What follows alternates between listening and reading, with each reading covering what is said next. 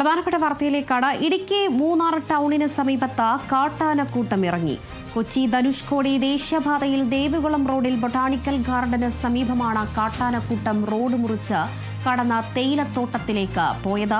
വനംവകുപ്പ് സ്ഥലത്തെത്തി കാട്ടാനക്കൂട്ടത്തെ കാട്ടിലേക്ക് തുരത്തി. കാട്ടാനക്കൂട്ടത്തെ കണ്ടതും സഞ്ചാരികൾക്കും കൗതുകമായി.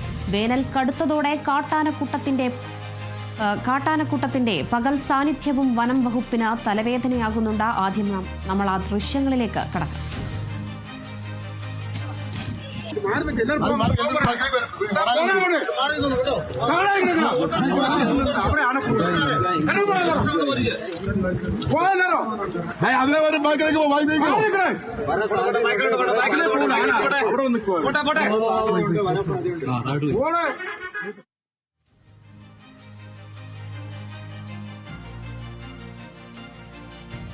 പകൽ സമയത്തും ഇടുക്കിയിൽ കാട്ടാനക്കൂട്ടം ഇറങ്ങിയ ദൃശ്യങ്ങളാണ് ഇപ്പോൾ പുറത്തു വന്നിരിക്കുന്നത്. ഇടുക്കി മൂന്നാർ ടൗണിന് സമീപത്താണ് ഈ കാട്ടാനക്കൂട്ടം പകലെന്നും രാത്രിയുമെന്നുമില്ലാതെ പുറത്തിറങ്ങി നടക്കുന്നത്. കൊച്ചി ധനുഷ്കോടി ദേശീയപാതയിൽ ദേവികുളം റോഡിലെ ബൊട്ടാണിക്കൽ ഗാർഡന് സമീപമാണ് കാട്ടാനക്കൂട്ടം റോഡ് മുറിച്ച് കടന്ന തേയിലത്തോട്ടത്തിലേക്ക് പോയത്.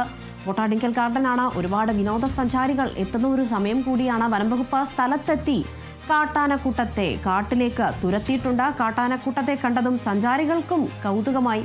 പക്ഷേ എപ്പോഴാണ് ഇവ ആക്രമിക്കുക എന്നൊരു കാര്യം നമുക്ക് പറയാൻ കഴിയില്ല. വേനൽ കടുത്തതോടെ കാട്ടാനക്കൂട്ടം പകലെന്നോ രാത്രിയോ ഒന്നുമില്ലാതെ ഇപ്പോൾ നടുറോട്ടിലടങ്ങി നടക്കുകയാണ്. ഇത് വനംവകുപ്പിനും വലിയ തലവേദനയാകുന്നുണ്ട് എന്നതാണ് വിവരം.